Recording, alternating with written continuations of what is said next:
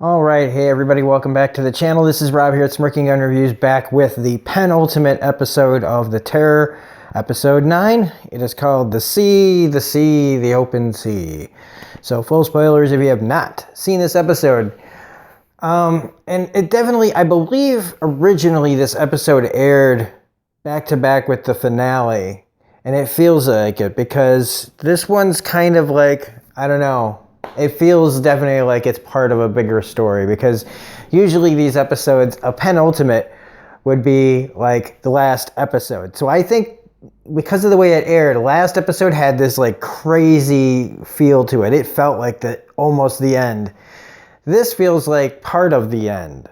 And so reviewing it, I almost felt like reviewing both of them, but we're not going to do it like that. And this is a very emotional episode. This is not violence heavy. There's some violence in here, but it's mostly just all emotional stuff. This is the lowest of the low. This is how bad it could get, besides the thing, the Toonback or whatever that's coming after them, and the Eskimos that are trying to get a shaman attached to it because the white men have chased away everything, and now it's like basically the nature is angry in the form of this bear.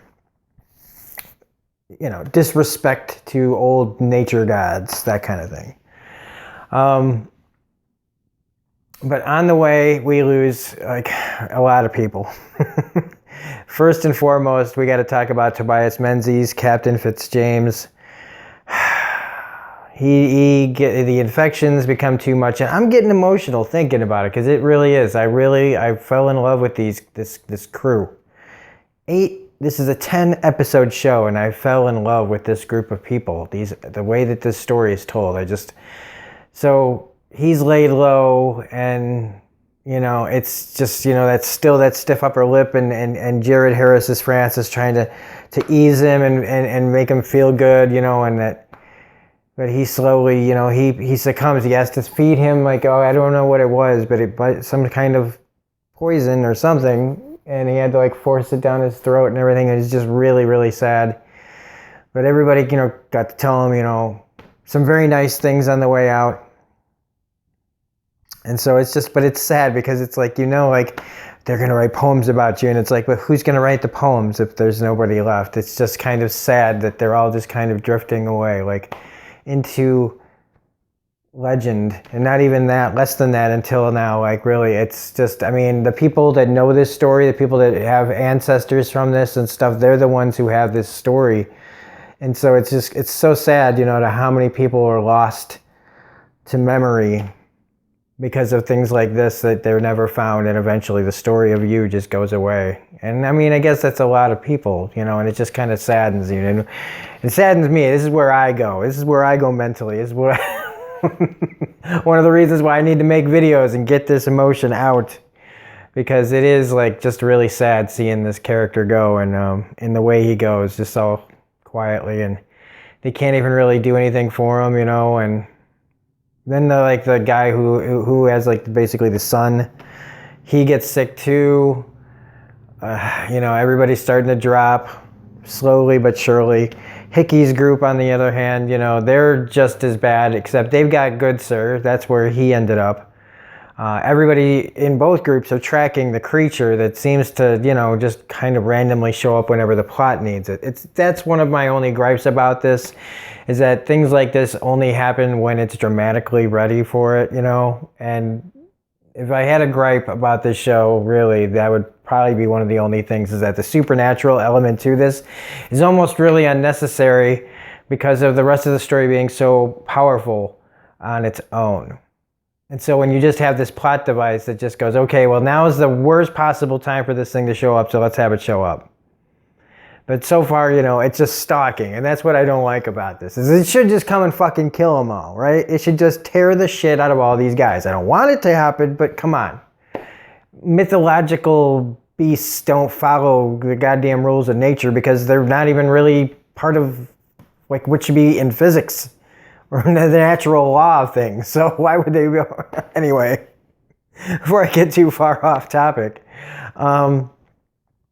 we also get Blakely here, who reveals that his leg is broken, the wooden leg is broken, and the stump that he has left is infected, so he's on his way out. The most badass character on the show decides to lead the creature off in a different direction.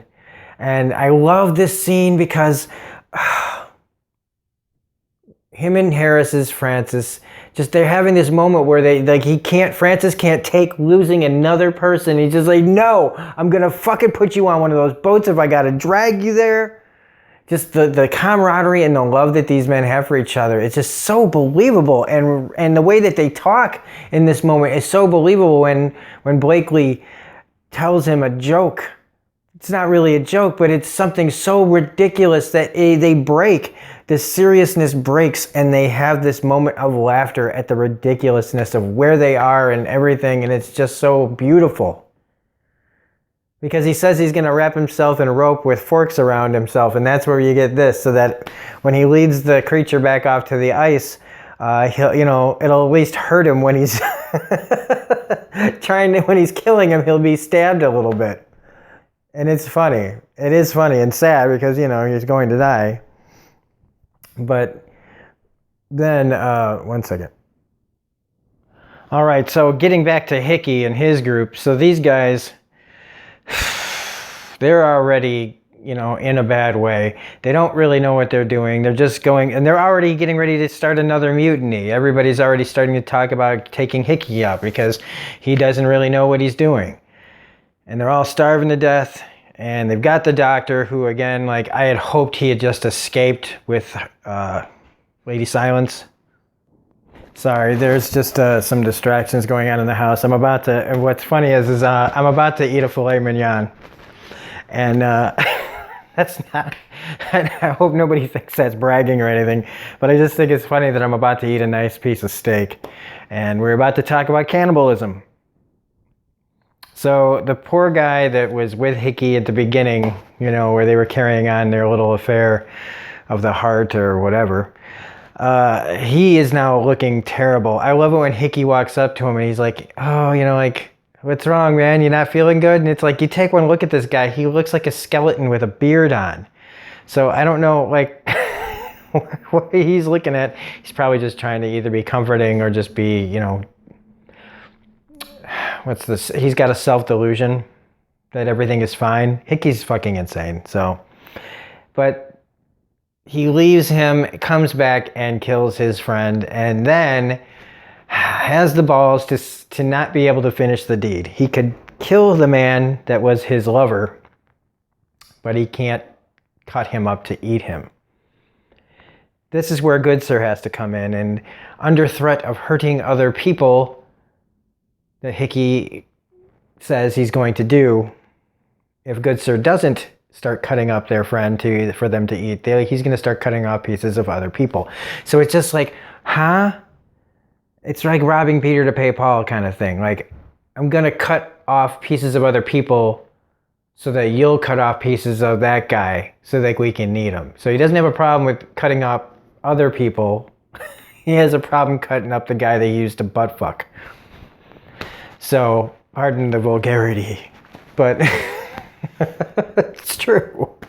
And so poor Good Sir has to oh my God, cut this guy up and put them in burlap sacks, his pieces that they all begin to eat. Good Sir won't come out even though he's called. And then one of these guys goes in there and just has this weird ass confession to him. Saying that somebody should kill Hickey, but he's not brave enough. It's like, yeah, I know. You're all a bunch of fucking pussies. That's why you're with Hickey in the first place. You're weak. And so, again, Hickey puts a plan in motion. And he sends out his guys to capture or take the captain. Now, what he has planned for the captain, I can only guess, is he wants to eat the captain because why not? Hickey is crazy. So we'll have the final part of this coming up. Also, his buddy, the guy who took the punishment like a man, the guy who's been standing by the captain and learned from his mistakes, is the one who dies in the exchange between the guys. So we lose another guy. I mean, they're all going to go. It's just harsh the reality that's going on in here, all the good people are gone and all the pieces of shit are basically the ones that are left, because that's how it would probably be. So, what did we learn? When society breaks down, embrace the inner piece of shit. I guess is what this is telling us. No, not really. But so that's basically it. And then at the end, Blakely, if I'm saying his name right, Blakey, he finds the Northwest fucking Passage that they've been looking for this whole time. He goes back, he sees the ice, it's thawing, he sees the break, he looks for it on the map, he finds it, Northwest Passage. The only one who's gonna see it probably, and the last, so hopefully he hid that map well. Speaking of hiding things, the poor guy that lost his son, that he dies, he just walks off. He just takes off and then lays down on the rocks to die. And it's a really haunting shot and really sad. But Blakey, on the other hand, when he hears the creature coming up behind him, basically turns and scowls and he's just like, yeah, like, let's go, bitch. It took you so long. Amazing. Up to the very end, this guy is like, fuck you. I mean, sure, right up to the point where he's hacked up and he's going, you know, but up until that point, brave as fuck.